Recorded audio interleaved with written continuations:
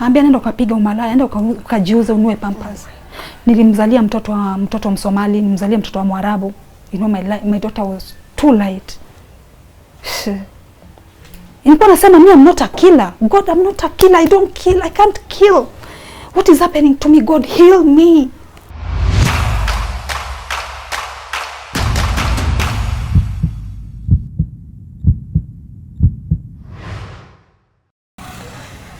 Ladies and gentlemen, my name is Yvonne Kawira, and today's episode of Candid with Yvonne, we are in Feather Estates with a guest who has gone through hell, but that has not stopped her. Her name is Anne Fataki, but you know her as Mrs. Ondieki. And today we are here to hear her challenging past, her painful past that has not stopped her from achieving her goal. Welcome to today's episode, and let's go and see Anne's house, beautiful house. Thank you so much for welcoming us to your house. You're welcome. So before we start, I'd like to know who Anne Fataki is. Anne Fataki, she's a half Kenyan, half Congolese, and a mother of 3 kids, Mark, Daniel, and Ella. And I'm an actress. I do part of adverts, sana background. Yes. Lakini bwanangu, sina swali lingine. Wewe mshtakiwa wa pili. Niko na swali. Uliza. And also my daughter is into acting. She's a model too. And I'm proud. Yeah. Who among your parents is Congolese? Is it your mom or your dad? It's my dad. My dad came from Congo, a place called Kisangani. And my mom is half Kenyan, half Kikuyu, sorry, and half Ugandan. Yes. You're a daughter of Africa. I'm telling you, I'm a pure African. So where did you grow up? I grew up in Nairobi. I was born here in Nairobi, and I grew up in a place called Huruma. I was brought up by my grandmother when I was 3-day-old baby. 3-day-old baby. I never breastfed. And that old lady brought me up till where I am today. It's my grandmother. But I don't blame my mom because that time najua hiyo generation pia alikuwa anatafuta. So hakuwa na time na mimi. Lazima aende atafute pia. So sometimes unaelewa wazazi wetu hizo masiku. Yeah, but hivyo nashukuru Mungu. Yeah. Alright. So maisha ilikuwa vipi pale ulikuwa? Maisha Huruma, jeez. It was bad. I'll not say it was good. Manake unajua ni slums. Yeah. And then ilifika mahali tulikuwa tunasota ile style ya mimi nishakuwa chokora. Wacha kwanza nikuachie story.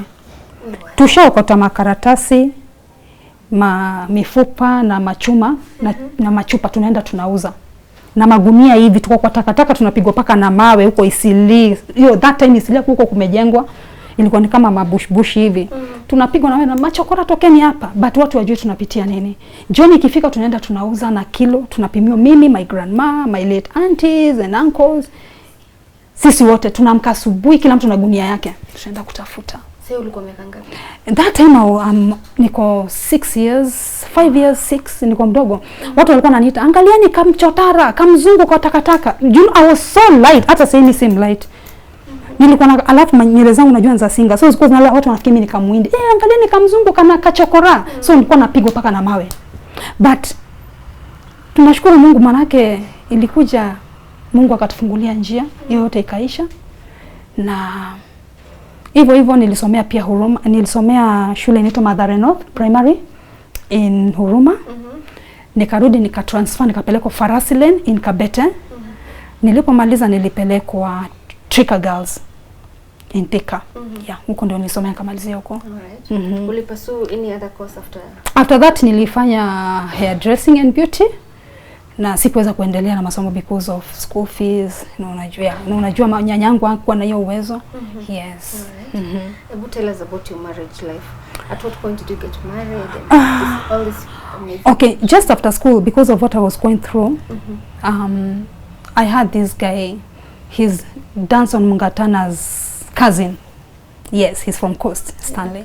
And that guy was there for me. I'll not cheat you. He was, until today we are good friends. Because he used to come even to see me at school. Alikuwa anakuja kunivisit paka Thika. Anaingia gari anakuja Yes, alikuwa anakuja. And nilipomaliza shule, at least he waited for me. Nilipomaliza shule, bahati nzuri ama mbaya nilikuja nikapata mimba. And he was there for me. Hakuniachilia. Tukaenda tukaishi Mombasa. Toka Mombasa tukaishi Malindi, nikazalia mtoto wangu Tana River. My son nilimzalia Tana River. And life was not easy there because unaamka asubuhi unaenda kutafuta kuni. Na family yote iko pale. Wewe ndio unawapikia, unafanyia kila kitu.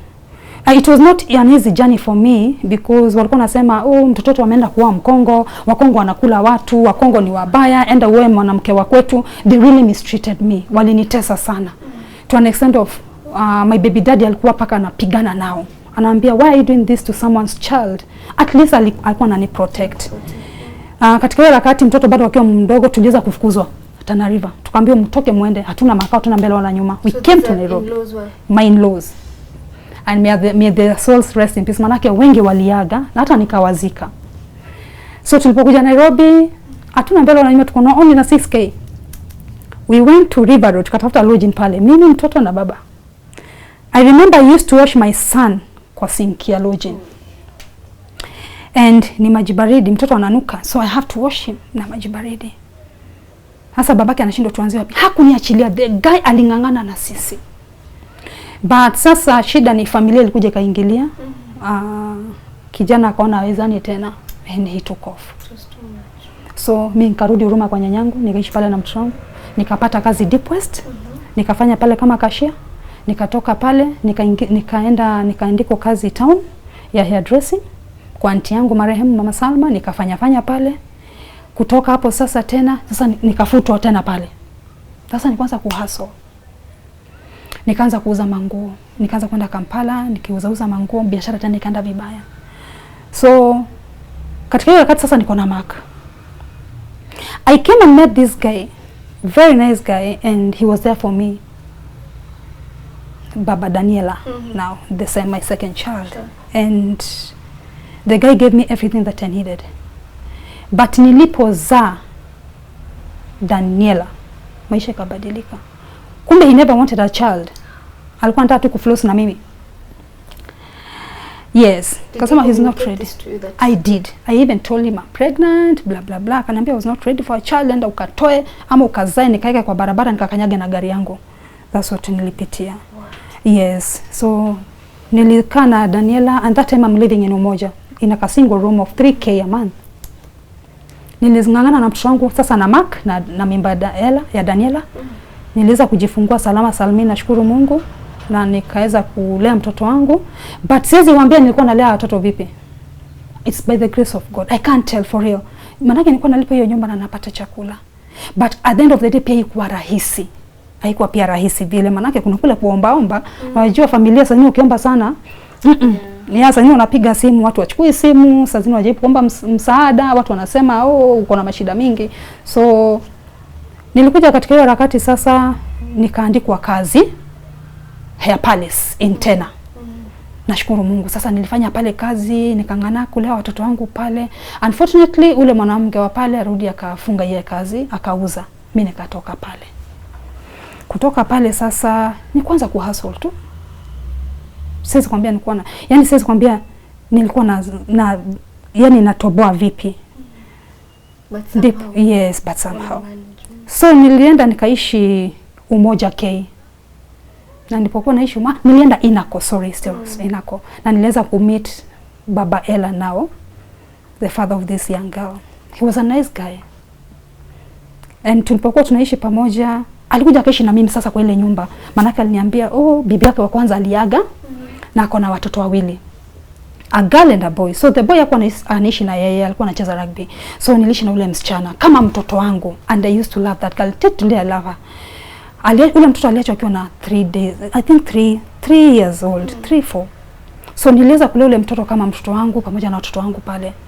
But sasa msichana alirudi akaenda university. Alipoenda university pale alishika mimba. Akiwa university. And nililea ile mimba mama.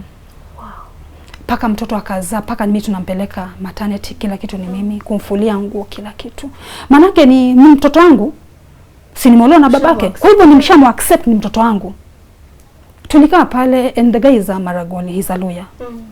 So tulikaa pale vizuri, and alienda akajifungua vizuri, salama salmini. Tunashukuru Mungu, nikamlelea mtoto. Mateso ilianza sasa hapo. And nilikuwa naishi na watu wangu vizuri sana. Alinipata kwa a 1 bedroom house but we were living well. Nilikuwa na hustle kivyangu, watu wangu na providea kila kitu. Alinipata I'm doing well. Niko na kila kitu kwa nyumba. Ile mwanamke anafaa kuwa nayo kama mwanamke kwa nyumba, kama ni TV, kila kitu nilikuwa nayo. And tulipopatana naye mwanzo alikuwa ameniambia anafanya kazi ya clearing and forwarding in Mombasa. So he used to go for 1 week, 2 weeks in Mombasa, anarudi. Na mimi nakaa na mtoto vizuri, watu tuna mjukuu wake. Ilifika mahali tunafungiwa sasa paka nyumba. The guy kumbe alipi rent. Nikakuja kugundua kwamba jamaa hafanyi kazi. Jamaa utafuta wamama wako na pesa. This rich women anaenda kwa dating site.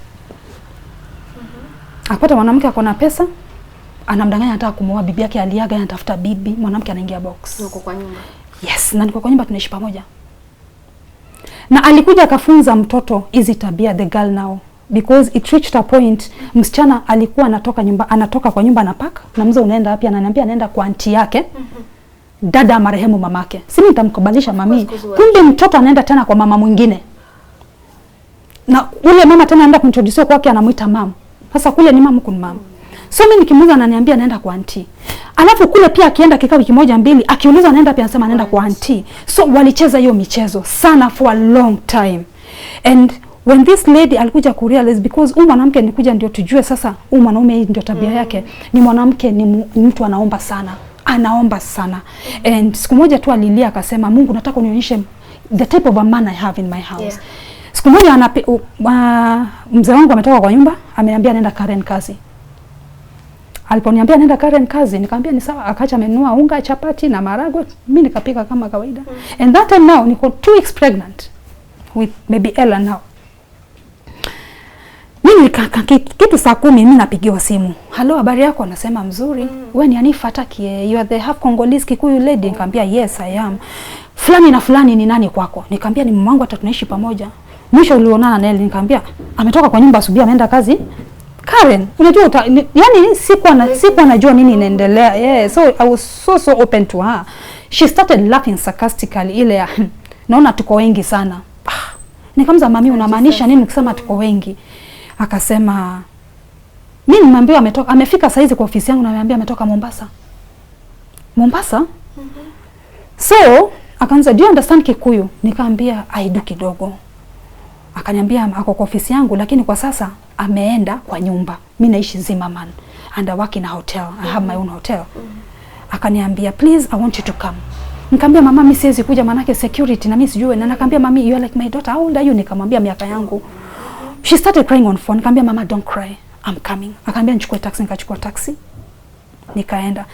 Na that time sasa mwanamke ananipigia simu. Mtoto tayari alikuwa ashaenda kule akiwa na mimba bado. Mimba ni kubwa. Pia alikuwa bado akiwa na mimba bado anaenda tu kule. Na kwa wengine wengi ambao nikuja kuwagundua baadaye. Mtoto anaenda kule, ule ni mami anachukua. Yaani tulicheza mchezo mwingine smart na baba na mtoto. Yaani alifunza mtoto kudanganya watu na kucheza michezo ambayo haifai katika maisha. Na ule ni mtoto wa kike. Manake ile machozi ya wanawake wanalia, ule mtoto ndiye atakuja lipa, which is bad. So mimi nilipanda taxi, I went. Kwenda akaniambia let's go to the office. Tukaingia kwa ofisi. Mama mzuri sana, because when she saw me she just hugged me and started crying. And sasa mimi namcomfort mama, don't cry nini, kuangalia ni mama umri wa mama yangu. So tulipoenda tukakaa chini. Akaniambia kila kitu. Akaambia mimi nimekuwa mkilipia mwanaume rent. Wapi? Zile nguo anavaa mimi nanunua. Kila kitu. What? Nikamwambia lakini mimi navijua anafanya kazi Mombasa. Akaambia no. In fact kuna nguo zingine zake hapa. Kuja nikuonyeshe. Alikuwa ameacha nguo zingine hapo kwa ofisi. Hizi nguo zake naenda nazo kwa nyumba. So nikamwambia tufanyaje mama? Akaniambia fanya hivi, wacha nifunge kazi tuende kwa nyumba. Akaniambia usikose drama. Nikamwambia mama, sitakosa drama. Mimi ni mtu napenda amani. Tulipoenda kule sasa ni kitu imefika karibu saa 4 usiku sasa, because nilienda at around 7. Nyumba yake ni karibu 6th floor. Tukaenda tukapanda tu stairs pole pole. So zile curtains zake ni zile madirisha, ni zile dirisha kubwa. And you just unafungua tu curtains. So mama ali ring bell. Akafungua. So mimi nikakaa kando nikajificha. Kujificha alikuja akafungua. Akaambia, "Oh sweetheart, umefika." By the time aseme sweetheart, my dear friend, nilikuwa nimeingia kwa hiyo nyumba, nilikuwa nimemnyorosha vitaje iona. So ananishika hivi, anashinda huyu ni nani? Nafikiri mama amekuja na wakora. Kuniangalia, it's me. The guy alipata shock. Akauliza mama, "Kwa nini umefanya? Why did you bring Fataki here?" Huyo mama, "She just did this." Now it was like a movie. Tumeona zile michezo amekuwa kuchezea. Yaani paka socks moja ule mzee ilitoka kwa mguu, hata ajui ilitokaje. Mimi kidogo si mimi najua mtoto wako kwa aunti yake. Nani anatoka kwa bedroom, msichana na mimba. Daddy, kuona the girl akapata shock. Akamwambia, "Don't mommy me." Kumbe ndio michezo mmekuwa mkicheza. Msichana hapo na hapo ni tumbo kumshika, akaanza kuharisha na mimba ni ya miezi karibu 7. Sasa sisi wote tunalea, wamama wote. Sisi wawili peke yake. Tuko wengi tunalea mimba, mtoto amesomeshwa na wanawake kila kitu. And turudi tukamaliza hiyo kesi, mimi nikarudi nyumbani. The next day naona vitu na lori zimeletwa, zimetropia kwangu za ule mwanaume. Mtoto amefukuzwa pia. Hana kwa kwenda huyu mtoto. Usahau mtoto hana mama. Lakini sasa na mimi roho yangu safi, I took the girl in the same house tena pale walikuwa wametoka wananichezea mchezo. The guy pia anapakulala, kuja anaanza kulala hapo kwa kiti. Kwako sasa. Yes, na ndipo hapo huyo mtoto msichana alitulilia hiyo mimba paka kazaa, tukaenda hospitali, mambo ikaishia hapo, tukalea. And ilifika mahali mwanaume anui chakula, anatumia mtoto pesa kwa M-Pesa, anaenda kula nje. So mimi na watoto wangu tunakaa nje. Remember I'm pregnant, siwezi fanya kazi tena mami. And alikuwa anakunywa. So akikuja nikimuuliza maswali kama umetoka wapi, naona ni kama umepigana, inakuwa ni matusi. Alikuwa anatukana paka matusi chafu mbele ya mtoto wangu kijana.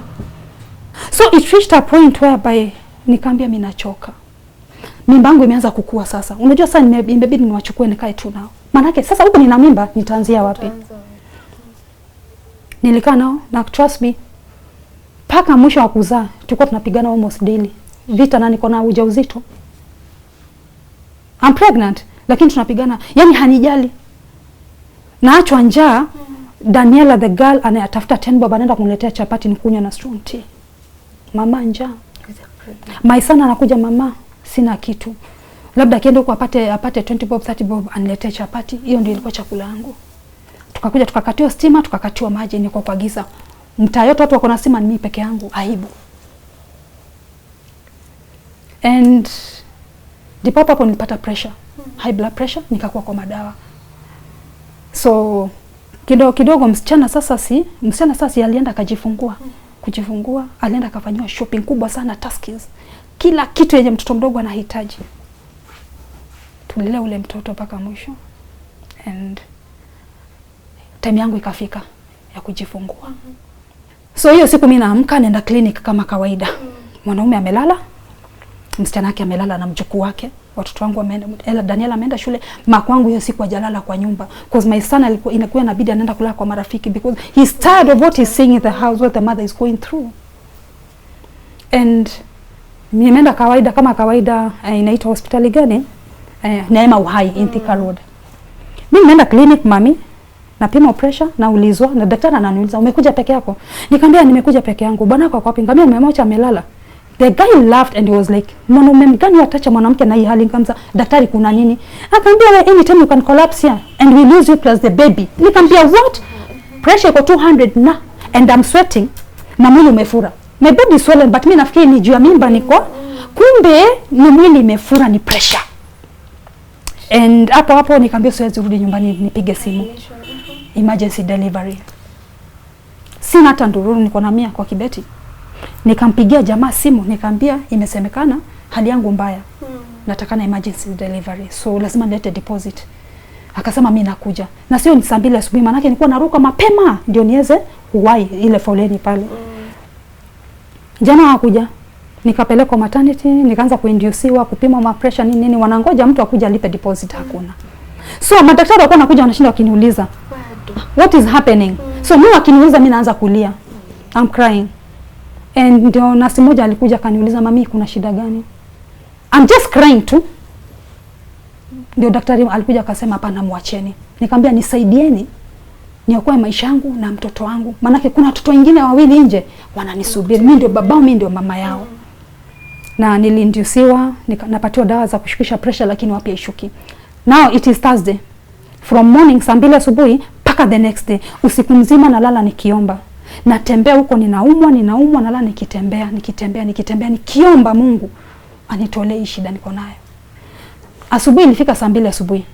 Tulipofika saa 2 asubuhi, daktari wakasema mtoto amepupukwa tumbo. Sasa inabidi niende theater. Pressure imekataa kushuka. Niliambia God, you know what? May your will be done. And nilitengenezwa nikaingia theater. So jamani nimempigia kwa mteja sasa. Ako mteja. So benye niliingia nilikuwa naingizwa theater, bahati nzuri nisikia ile aje kusukuma mtoto. Nikamwambia daktari nasikia kusukuma mtoto. Akaambia hapana, hali yako ni mbaya, you have to go to theater. Nikamwambia no. Kuna daktari mmoja nasi mmoja alikuwa amenipenda sana. Alikuwa afikiri mimi ni mtaita by the way. Because she was a taita. Akaambia Ann come, and she was my namesake by the way. So nilipelekwa kwa kitanda, wakaniambia wacha kwanza tusubiri tuangalie. Wakaona mtoto ndio anatoka. So mimi niko pale kwa kitanda juu ya pressure, naambiwa and push. Lakini naona watu wamenisurround, naona kama I'm in another world. Naambiwa push. Sina nguvu mami, nimesweat ya kutosha, maji imeisha kwa mwili na sina nguvu na nimelia ya kutosha. I'm all alone. Kila unasikia wanaulizana huku hana familia, hana mtu. Juu alikuwa nafikiri labda sita survive. But kwa nguvu za Mungu na maombi yangu nilizaa salama salmin baby Ella. And nilimzaa jicho moja hajafunguka, hana eyebrows, hana eyelashes, nothing. Kalikuwa kanashona hivi because siku zake hazikuwa zimefika. Nikamwambia msimuingize nursery manake sina pesa ya kulipa nursery. Na mimi mwenyewe hata deposit sijalipa. Nikamweka kangaroo. Wow. The guy I called the guy mteja.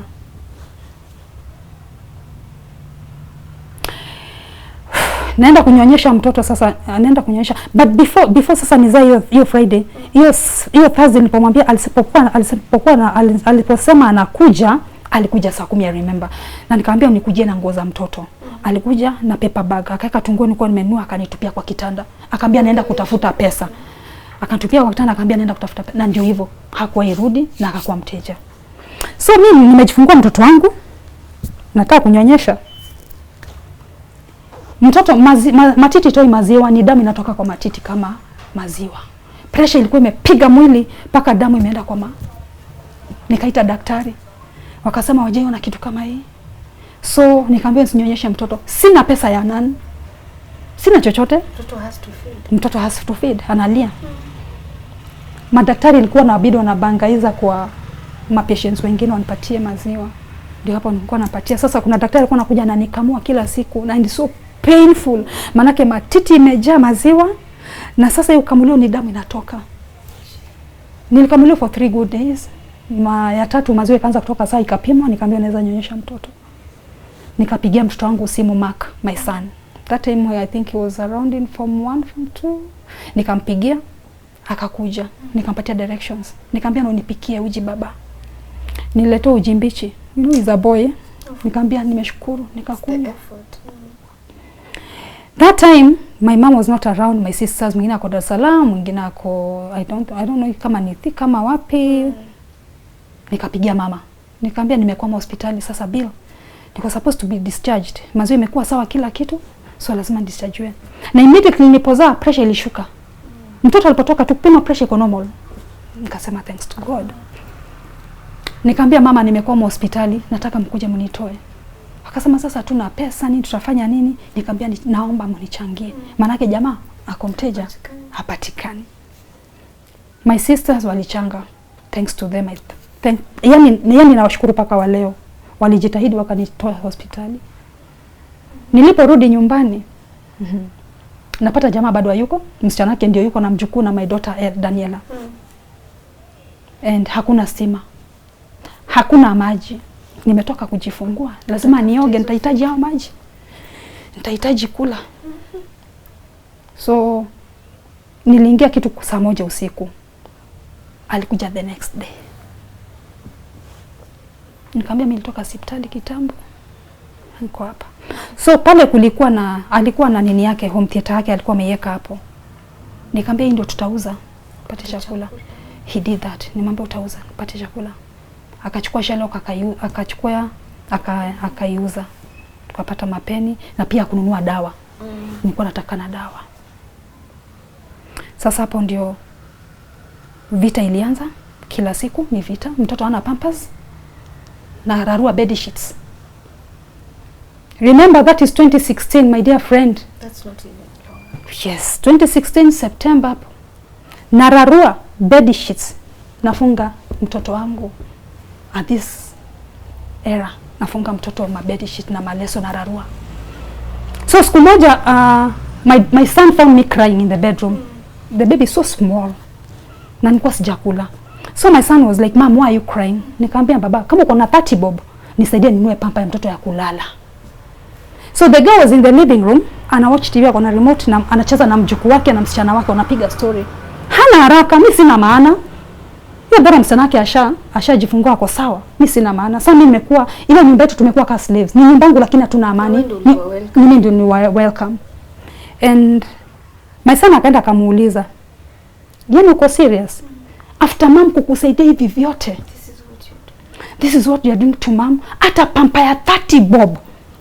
Uwezi niulia mom." Aliamkia mtoto na mangumi na mateke. It was a fight. So mimi natoka huko nasikia watu wanapigana. Daniela is crying, the daughter is crying. Nikachukua mtoto wangu naenda kujaribu. Siwezi kuambia mtoto wangu nani alimchukua, hata kama angeibiwa hiyo siku ndio angeibiwa. Siwezi kuambia nani alinichukulia mtoto. Maana yake hata wangeniangushia mtoto.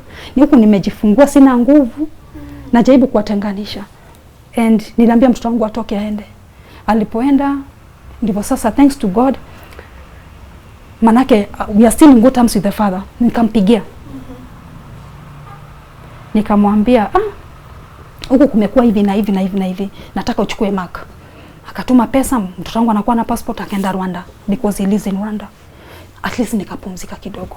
After mtoto wangu ameenda 2 days ikakuwa nikilio kwa hiyo nyumba. Sasa ikakuwa ni ile style, sasa amenitesa kabisa mpaka sasa hakuna chakula, nothing, na nikupigana bado. Nilichukua TV, nilienda nikatafuta Shylock. Nikamwambia kuna vitu nataka ukujie. Akakuja akachukua TV, home theater, viti zangu, nilikuwa na home theater yangu, TV na microwave nataka kuuza. Na sofas nilikuwa nazo. Akanipatia pesa. Hapo nilienda paka KU moja kutafuta nyumba. Katafuta nyumba 1 bedroom hapo. Nikalipa kila kitu. Nikachukua pick up, nikachukua watoto wangu. Wakati wako wapi? Ako hapa amekaa. Plus the grandson and the daughter. Hawaulizi. The guy ananiangalia tu. Hawaulizi because nilikuwa nangoja niulize tu tupelekane vibaya because I was tired. Nilipomaliza squad ya mwisho wa kuchukua vitu nimwambia nimekuacha. Fanya venye unataka. Nimekuachia, manake naona nikizidi kuishi na wewe nitakufa. Manake the first wife died of what? Brain hemorrhage. Alienda tu kwa choo akacollapse. Postmortem brain hemorrhage. Mwanamke alishiki na stress, kumbe is the same thing amekuwa akifanyia mwana bibi yake. So ni mtu in fact in short is a narcissist kwa sababu anafanya makosa lakini anataka kukupin wewe ndio kwa makosa. And bibi yake aliaga hivyo. Nilienda nikahama, nikaishi 3rd floor hapo na watoto wangu vizuri. Sasa tunaishi kwa sasa tumeanza maisha. Naishi kuna carpet nimeweka hapo. Sina viti, sina chochote. For 2 years. Sina kazi. Ndio sasa bahati nzuri nikaanza historia ya kuitwa naenda auditions, naanza background acting na kila kitu ndio nikaanza kuinuka. Lakini kumbe nikiwa pale sikujua sasa niko na depression. Mimi siku moja nimelala nikiangalia Ella naona ni kama mnyama, hallucination. So nataka kushikilia mtoto ni mnyonge. But kitu kanikujia, sauti kanikujia, you are not a killer. Nikatoka kwa bedroom mbio, nikafunga, nikachukua Biblia, nikaenda kwa sitting room. Nikaanza kuomba. That Mark sasa unajua Mark ako Rwanda, sasa Daniela na Ella ninaye. Daniela kwa nilibakisha double decker. Daniela kwa juu, Ella kwa chini. Nikaomba. But mimi naomba lakini bado nasikia roho inaenda mbio. I feel like doing something crazy. You know, I'm just tired. Nasikia sasa tena nitoke nijirushe kwa veranda 3rd floor. Unajua kwa 3rd floor nijirushe kwa barabara. Juu sasa veranda imeface barabara. And niliendelea hivyo lakini sasa kuomba usiku silali. Nikakuja nikajua niko na shida. Nikaenda kwa Novena group on Facebook. And nikapost pale, nikasema nataka mniombee. Nasikia kujiwa na niue watoto wangu. I'm tired. I can't take it anymore. I used to call my family members. Naambia, I'm feeling this way. Even unasikia. Nilikuwa naambia na seek attention. I'll never forget those words. I'm seeking attention. I want to be helped because niko na shida. Nikijaribu kusema nasikia hivi naambiwa na seek attention. So nilipoenda kuandika pale kwa group ya Novena kwa Facebook, one lady aliingia kwa inbox yangu anaitwa Connie Muro. Connie akaniambia, I'm seeing a very beautiful girl and uko na familia nzuri, nini mbaya? Nikamwelezea, akaniambia nipatie namba yako. We talked. Akaniambia you are sick. Nikamwambia, "Ai mom, what do you mean that I'm sick?" Akaniambia, "You're not okay. And don't try to do something crazy to you and your kids." Nikamwambia, "Mom, I don't know what you mean by saying I'm not okay." Akaniambia, "Please, nimekutumia 1000 hapo. Tomorrow morning rauka uende Nairobi Doctors Plaza. Third floor utaona Dr. Kigwana. Mwambie mimi nimekutuma." And I'm like, "But me I'm okay." Akaniambia, "You're not okay." Asubuhi yake nilirauka. Nikaenda paka kwa daktari. So sasa nimebeba mtoto wangu, niko kwa matatu na hela. I feel like taking this child, nifungue dirisha nimrushe kwa barabara. Oh my goodness, I've never forgot that. Nafungua dirisha, naanza kusweat na sweat. Kitu ananiambia nimchukue nimrushe. Kitu kingine ananiambia no. So ikafika mahali sasa nikakuwa overprotective. Yaani sasa sitaki kuachilia mtoto wangu. And nilipofika kwa daktari nikaingia. Dr. Kigwana nikamwambia, "Habari yako mzuri." He started smiling. The way he saw me, I was so worn out. When he saw me, akaniambia, "What is it?" Nikamwambia, "Nimetumwa na Connie and I'm not okay." She told me, "Toa yote, lia." Oh my, I just started crying. Nalia kabisa, nalia, nikaitoa yote, nikakaa chini. Akatoa watoto nje wacheze wakae hapo. That time Ella still has smoke a baby. Akaniuza my life history. Nikamwambia from mtoto wangu mpaka mwisho. Akaniambia, "You are sick." Na ile kitu imetrigger hii kitu ni hiyo relationship ulikuwa in, because uko unapigana, unapigwa, unanyimwa chakula, uko na mimba Nikamwambia, "Nataka kujua mimi na ugonjwa gani." Nikamwambia, "I have bipolar 2. Okay, si ile serious, si ile ya kulazwa, but najua inaweza kuwa manageable. But mtu ana heal. Ni wewe mwenyewe ujiaccept na uweze kuicontrol, utakuwa sawa." Nikamwambia ni sawa. I just cried. And ile tunakumbuka niliuliza daktari, "Does it kill?" Akamwambia, "It doesn't kill. Ni wewe mwenyewe tu ujue kujicontrol and pray to God sana and keep yourself busy." So nikaandikiwa dawa. Kuandikiwa dawa, nikapigia Connie. Nikamwambia, "Connie, nimeandikiwa dawa hapa. Na sijui ni pesa ngapi na sina mami." Akaniambia, "Go to Uchumi in town." Kenya Cinema nyuma hapo. Kuna chemist hapo. Waambie mimi nimekutuma. God, this was a God sent. She's an angel. And trust me, I've never met that lady face to face. Wow. Kwenda nikamwambia nimetumwa na Connie, prescription ndio hiyo. Dawa ni 10,000 za 1 month. Nikamwambia, "Mama, nimeshukuru sana nimepata dawa." Akanitumia 1000 ndio nilia chakula. Kunywa dawa. Nilikuwa nimepatiwa the next appointment in the other month. So nilienda nikaanza kunywa dawa. So hizi dawa na kunywa mami zinanifanya nalala. Ni antidepressant ama ni? Antidepressant. Okay. Brain yangu itulie. Siwezi fanya kazi, mami nimekuwa mlevi sasa, ni mlevi. Niko na mtoto mchanga hapa na watoto wanataka kula, lazima ni hustle. But I can't. Kulikuwa na jirani yangu hapa alikuwa anaitwa Mama Lisa. That lady was there for me. Pampers, maziwa mtoto, kila kitu. Nilipomaliza hiyo mwezi mzima, nikaenda the second month again. Kaambia Connie, nimeandikiwa dawa. Enda uchukue dawa tena. The same. Nilikunywa hizi dawa for another month. So now it's 2 months. Lakini ilifika ile tembe ya mwisho, mam, nisema hapana. God, huku niumba niishi na madawa. Nilituma Daniela nje na mtoto wacheze. Nililala chini kwa simiti na tumbo. Nikalilia Mungu, nikamwambia, "You know what? Huku nileta kwa dunia nimeze dawa.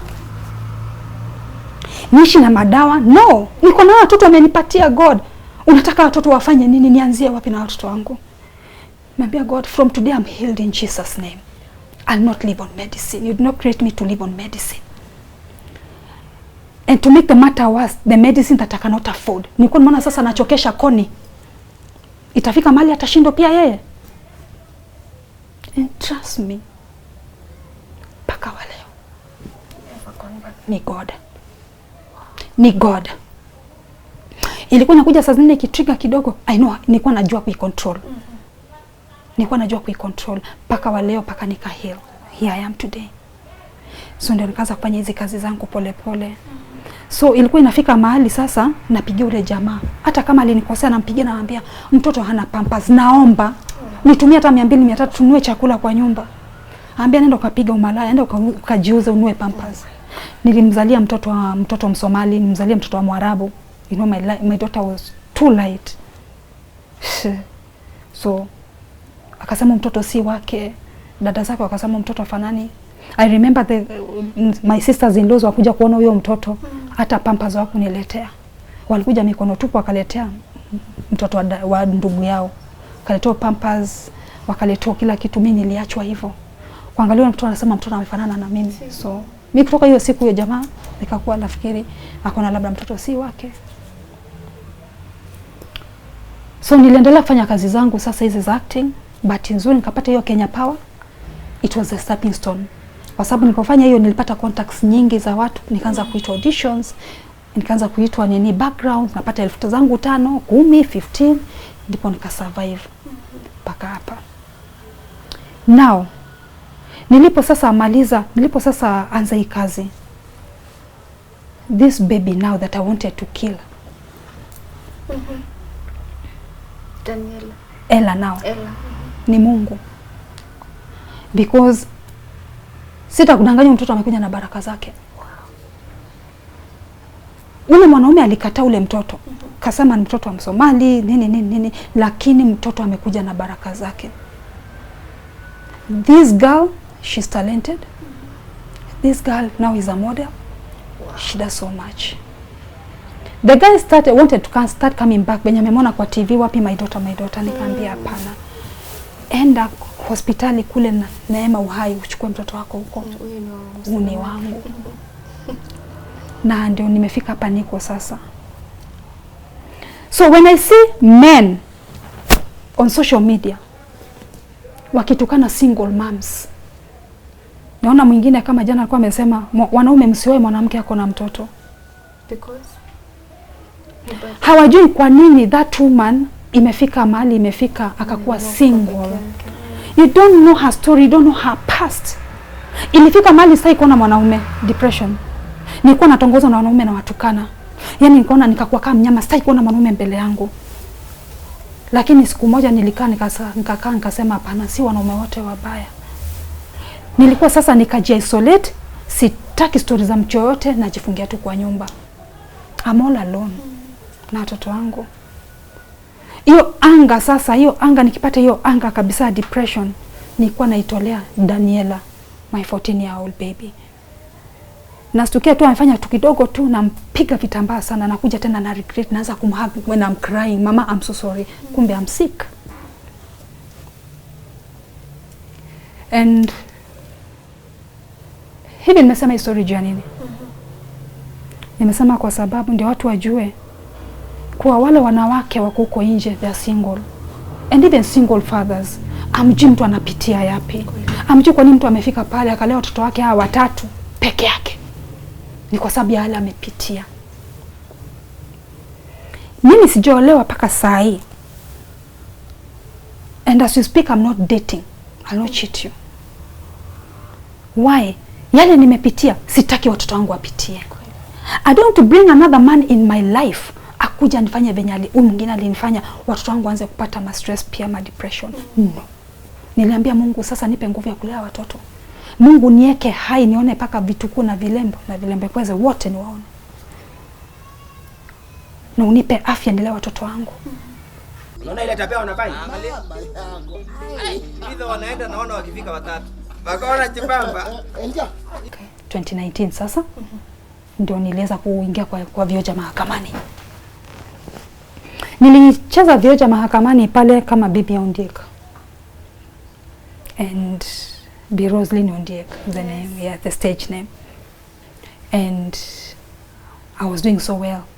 Mshahara wangu napata at least pesa kidogo ya chakula na watoto, ya nyumba, kila kitu. And shetani ni mbaya, manake alikuja akaniingilia kwa kazi. Tulikuja tukatofautiana mimi na mtu pale ambao sitamtaja. Na ikafika mahali hanikasti tena. Kisa na mkasa anajua mwenyewe na Mungu. Nikakuwa sikastiwi tena. I'm never given jobs. Ushaenda meeting, mnaenda kuunda michezo. Watu vioja wote kina Ondieka there, Makoha wote. Michezo imeundwa, watu wamekastiwa, nimeachwa nje. And I'm there, nimewaste fair. Nikitoka hapo, yes, niko na watoto wanataka kula. Nikitoka hapo, natembea kutoka KBC paka stage. Nalia, watu wanaangalia kwa barabara.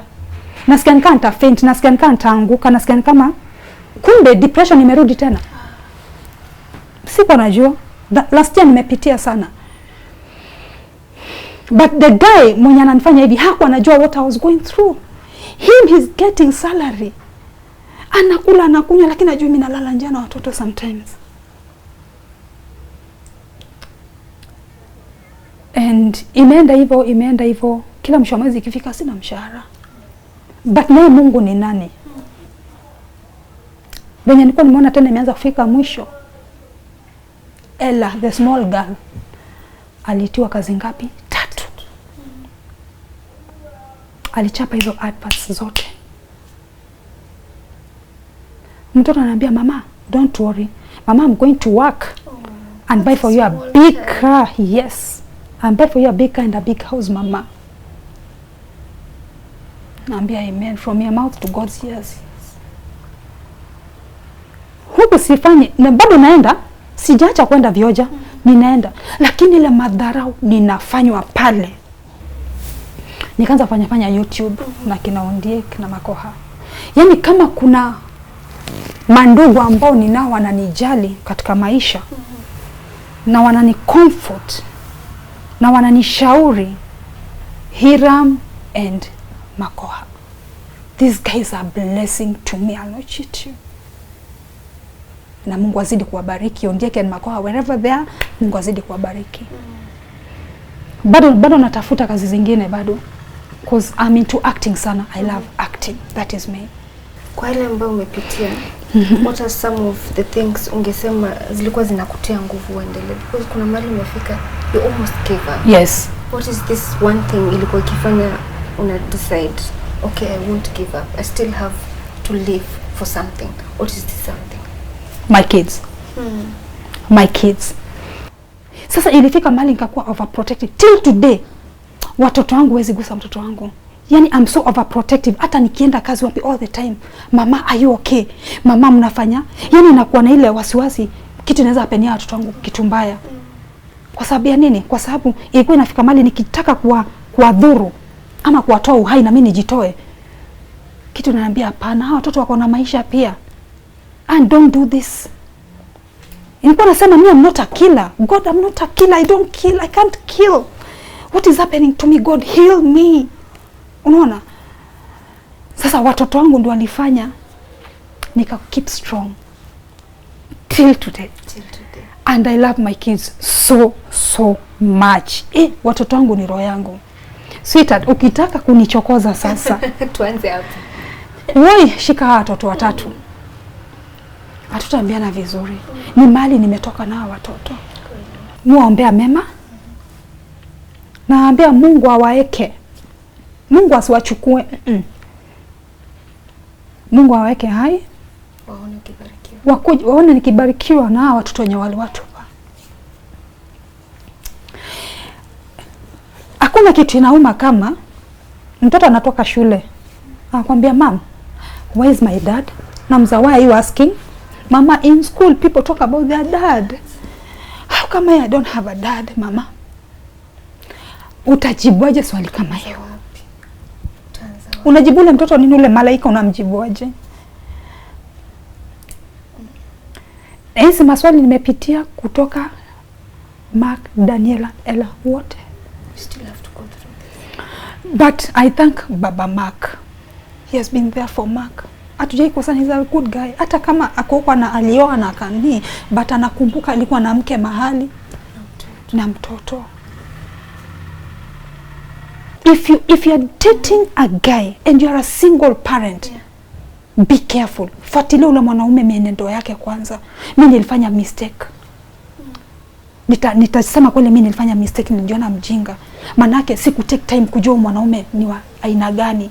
Mimi nilijua nimepata bwana, tumepata familia, tutatulia. Lakini sikujua hiyo ndio maisha anayoishi. So as Kenyans are watching this, yes, they might know, they might wonder how can they reach you? How can they, you know? Yeah, I have a YouTube channel. Nilikuwa nimeongea about depression. Yeah. Although nilifungua si kitambo, I think it was 3 months ago. Haijakaa sana. What's the name of the channel? Anifa Taki Lokasa. Okay. And then Facebook account yangu ni Anifa Taki Lokasa. Instagram Anifa Taki Lokasa.